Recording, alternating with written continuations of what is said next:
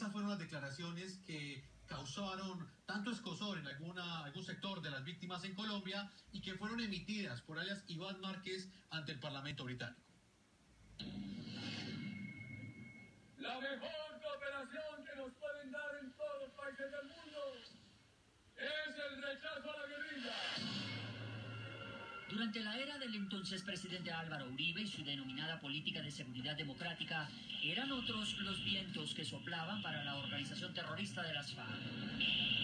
Y ya también me dicen que lo que pasa es que este gobierno es un estorbo a pretensiones internacionales. Pues bien, si nosotros tenemos que ser un estorbo para que en Colombia prime la seguridad democrática, que seamos un estorbo. No solo bajo el gobierno Uribe fue evidente el arrinconamiento interno del grupo criminal en Colombia, también lo fue el aislamiento a las pretensiones de las FARC de un reconocimiento en esferas internacionales.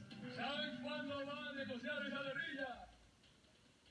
Cuando sienta que definitivamente en el mundo nadie la consiente. Cuando sienta que perdió en el mundo todos los aliados.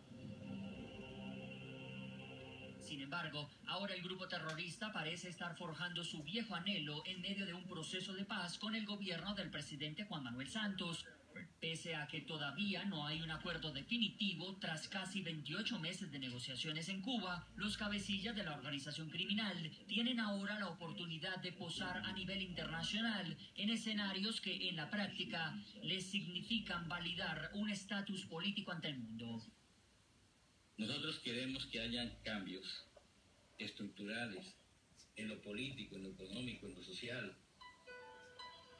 La apertura de ventanas internacionales a los negociadores de las FARC coincide con la avanzada diplomática desplegada por el presidente Santos en busca de respaldo al modelo de paz que negocia con el grupo terrorista. El apoyo de la comunidad internacional es muy importante porque precisamente decíamos que estamos haciendo camino al andar, estamos sentando precedentes y nos toca a los colombianos tomar decisiones difíciles.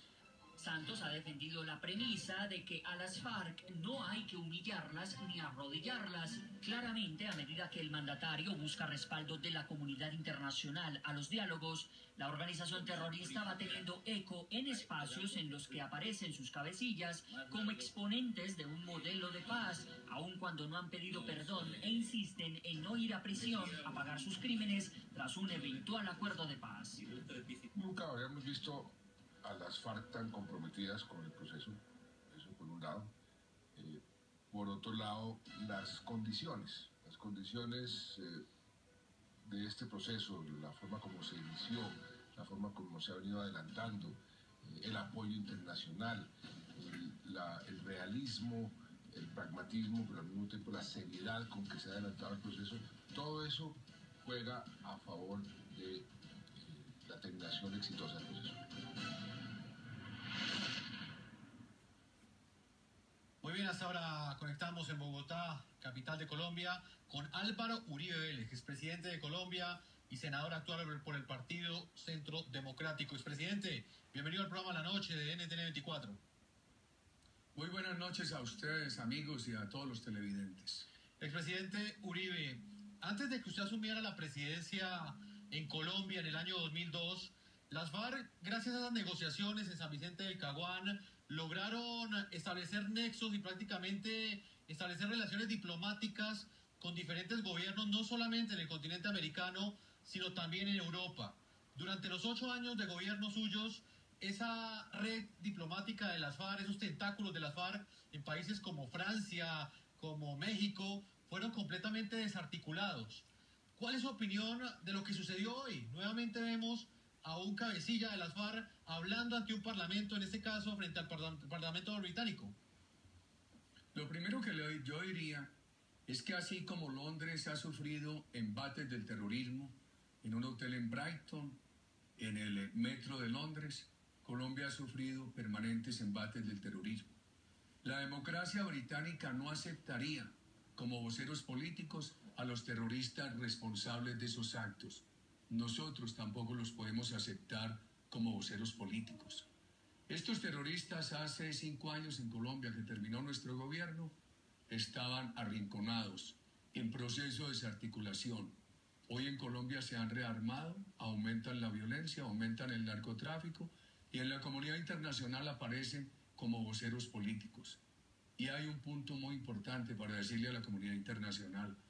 Algo que exige respeto para Colombia es que Colombia no ha tenido una dictadura que justifique un alzamiento en armas contra esa dictadura. Colombia ha tenido una democracia que ha estado desafiada por el grupo narcotraficante de cocaína más grande del mundo, que es la FARC.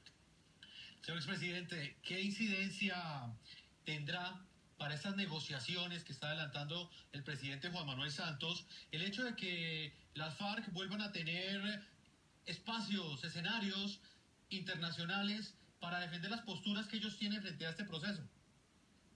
Bueno, a mí me preocupa esa retórica internacional. ¿Por qué? Porque eso desorienta a la comunidad internacional. Mientras los colombianos sufren una creciente arremetida del terrorismo nuevamente, que lo teníamos en vía de extinción, a la comunidad internacional se le da la impresión de que todo aquí está muy bien y que estos terroristas no son terroristas, sino unos actores políticos por una Colombia mejor, cuando ellos tienen la mayor culpa de todos los daños a la sociedad colombiana. Y lo que más me preocupa es lo que está pasando internamente. En Colombia hay muchos territorios que hoy están nuevamente bajo control del terrorismo, lo que yo llamo la violencia silenciada, porque aparece con una disminución de secuestros espectaculares y de asesinatos, pero la ciudadanía ha tenido que someterse al terrorismo. La única manera en muchas regiones de Colombia de que a los ciudadanos no los maten es pagando la extorsión a estos grupos terroristas, sometiéndose a ellos. ¿Por qué? Porque el ciudadano hoy no alcanza a denunciar, no tiene entusiasmo para denunciar, porque no encuentra un gobierno comprometido para protegerlo. Entonces, como no hay un gobierno comprometido para protegerlo, al ciudadano no le queda más camino que someterse a pagarle la extorsión al terrorismo. Expresidente, ¿en qué medida cree usted que la apertura de estos escenarios internacionales, como lo es un Congreso, como lo es en este momento el Parlamento británico, en qué medida usted cree que esto es consecuencia de la forma como el actual gobierno ha presentado a nivel internacional esa defensa del modelo de paz, que para muchos lo que termina es favoreciendo ese interés de las FARC de encontrar legitimidad en escenarios internacionales? Sí, la verdad es que hace 5 años el presidente Santos se comprometió a darle continuidad a esa política de seguridad democrática. Lo elegimos, llegó al poder e hizo todo lo contrario. Se convirtió en un validador del terrorismo, de la dictadura de Venezuela, etc. Entonces, si el presidente Santos hubiera continuado con nuestra política de seguridad democrática, como su nombre lo dice, con libertades democráticas, que estaba acompañada de una política de inversión, de una política de reinserción generosa pero sin impunidad, de una eficaz política social, Colombia estaría en paz. Seguramente estos cabecillas estarían escondidos en La Habana, en Caracas, pero ya no tendrían estructuras para delinquir en Colombia. La consecuencia de lo que ha pasado es que hoy tienen recuperadas sus estructuras para delinquir en mucha parte de Colombia.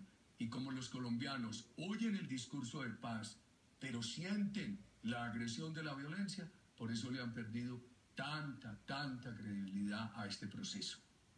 Señor expresidente, también llama la atención que en algún momento el presidente Juan Manuel Santos aseguró que pues no iba a exigir la entrega de armas por parte de las FARC, porque pues tampoco se trataba de humillar a este grupo criminal, pero al mismo tiempo vemos que las FARC sí están de alguna manera humillando a las víctimas a nivel internacional, y se lo digo puntualmente por lo que dijo alias Iván Márquez el día de hoy. Primero dijo que no van a pagar ni un solo día de cárcel, y también pues habló de que pues prácticamente quienes exigen que normas internacionales de alguna manera determinen que en Colombia haya justicia, pues se trata de enemigos de la paz y que eso es una maleza jurídica. ¿Qué opinión no se le merece este hecho? El tema de la cárcel tiene estas connotaciones. Primero, la FARC está incursa en múltiples delitos de lesa humanidad, en crímenes de guerra. Es un grupo que ha desaparecido a 2.780 personas. Eso está totalmente documentado. Entre 1998 y el año 2003 secuestró 17.974 ciudadanos. Ese grupo es un reclutador de niños, un secuestrador de niños sistemáticamente en gran escala. Es el mayor cartel de cocaína del mundo. No llevarlos a la cárcel implica violar los compromisos internacionales de Colombia y genera un mal ejemplo. Este país ya ha vivido esos ejemplos.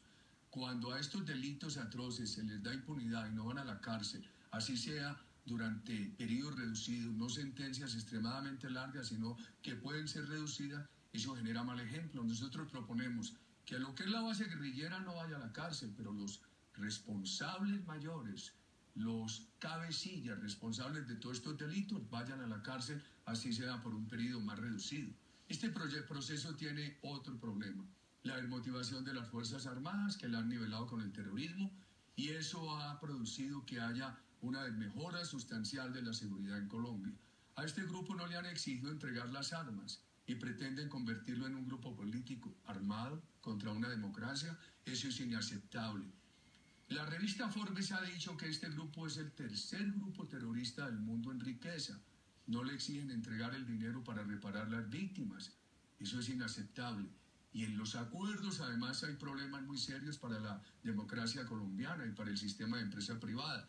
Por ejemplo, en algunas zonas los partidos políticos no podrían intervenir, solamente serían zonas reservadas para la acción política de estos grupos. Eso atenta contra el pluralismo democrático. Y los acuerdos, desde el preámbulo hasta los puntos que se conocen, constituyen una serie de obstáculos a la economía privada en Colombia.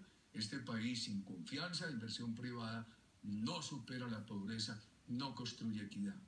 Presidente, permítame, vamos a una segunda pausa a comerciales. Voy a leer algunas de las respuestas que llegan hasta ahora a las cuentas de Twitter de la